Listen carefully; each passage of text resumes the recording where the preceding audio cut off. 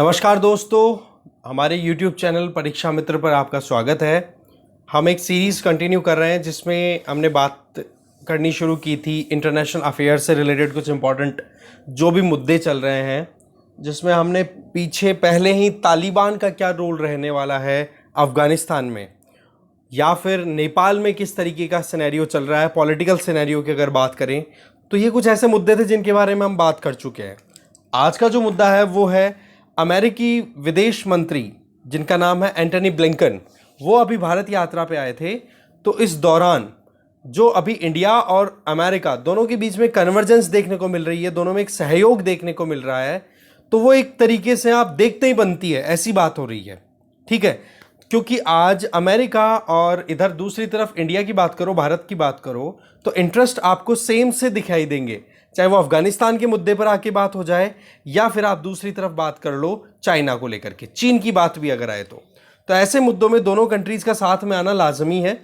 पिछले 20 सालों से, जब से 2001 की अगर बात करें, वर्ल्ड ट्रेड सेंटर कहाँ पे, न्यूयॉर्क, वहाँ पे तालिबान के द्वारा पेट्रोनेस दी जाने के बेसिस पे अलकायदा ने अटैक किया था वहाँ पर। उसके बाद में अमेरिका की आंखें खुली कि वाकई में आतंकवाद एक सच्चाई है इस दुनिया की, और उस सच्चाई को फिर बाद में कंटेन करने के लिए, रोकने के लिए अमेरिका ने अपना लड़ाई शुरू कर दी, जिसको हमने बोला आतंकवाद के खिलाफ युद्ध, वॉर ऑन टेरर।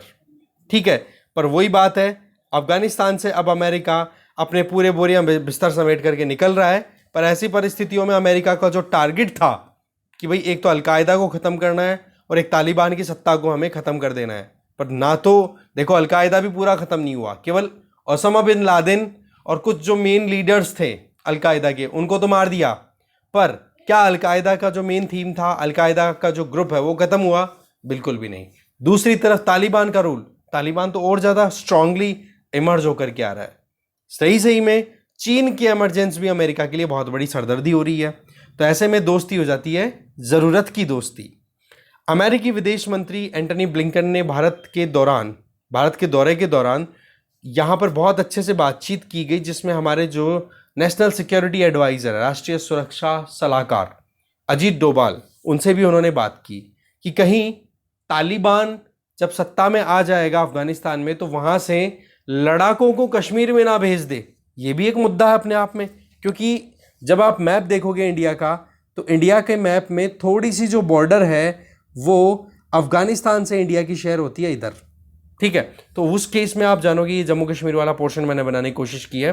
ओके, तो ऐसे में देखो कि अमेरिका और इंडिया दोनों की जो इंटरेस्ट कन्वर्जेंस है, दोनों की जो महत्व है या फिर जो भी सहयोग है, उसमें आपको गहराइयाँ बढ़ती हुई दिखाई देगी।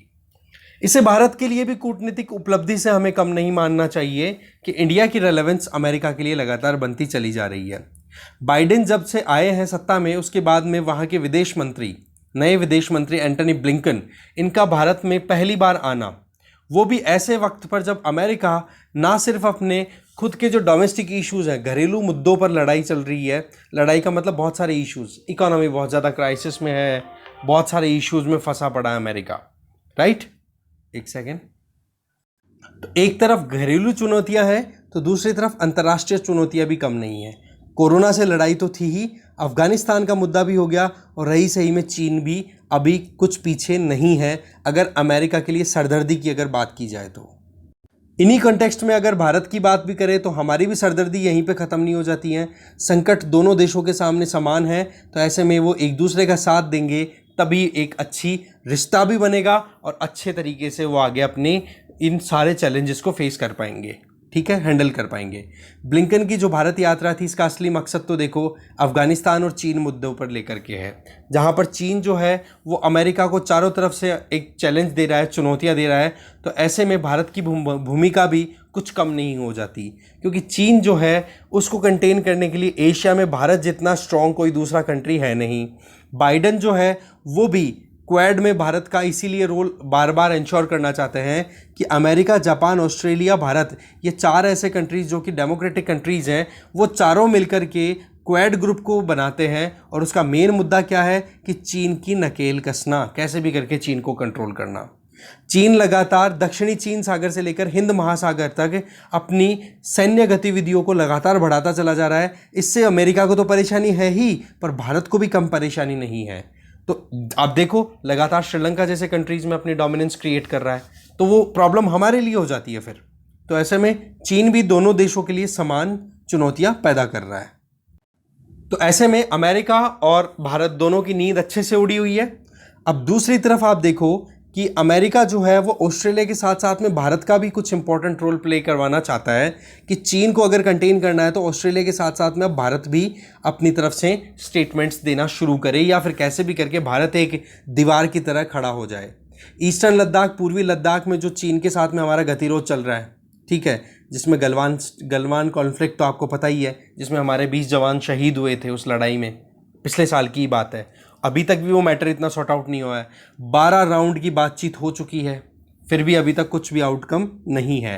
तो ऐसे में चीन और भारत के बीच में जो गतिरोध है, इसमें भी देखो कुछ अभी तक कोई रिजल्ट पॉजिटिव नहीं मिला है। और रही सही में भारत और अमेरिका, इन दोनों को फिर बाद में एक दूसरे के साथ आने के अलावा कोई अच्छा ऑप्शन दिखाई नहीं देता। अफगानिस्तान के मोर्चे की बात भी करें तो वहाँ पर अमेरिका और भारत दोनों चिंता में है।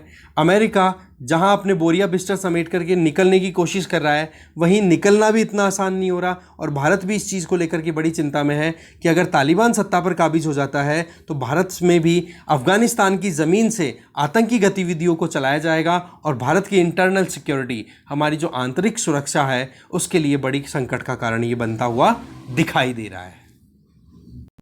इसलिए ब्लिंकन ने सुरक्षा चुनौतियों पर राष्ट्रीय सुरक्षा सलाहकार अजीत डोभाल से भी बातचीत की है। देखो बात ऐसी है कि अमेरिका और भारत के बीच की अगर ज़्यादा करीबियों की बात करें तो रूस के कंपैरिजन में भारत अभी अमेरिका की तरफ ज़्यादा करीब जाता हुआ दिखाई दे रहा है। पर फिर भी आप एक चीज़ ध्यान रखोगे कि भारत बिल्कुल अमेरिका की जेब में जाकर के बैठ जाएगा या एकदम गोदी में जाकर के बैठ जाएगा जैसे कि पाकिस्तान करता है, ये बात भी बिल्कुल ठीक नहीं है। कारण कि भारत जो है वो एक अपनी, कहते हैं ना, स्ट्रेटेजिक ऑटोनॉमी, कि अपनी खुद के निर्णय खुद से लेगा। ठीक है, हम किसी कोई अलायंस में या किसी संगठन के नीचे बंधे हुए नहीं हैं। हम वहाँ पर लाइक माइंडेड कंट्रीज, हमारी सोच के जो देश हैं, उनके साथ में बैठ करके अंतर्राष्ट्रीय मुद्दों पर संतुलन बनाने की हम कोशिश कर रहे हैं।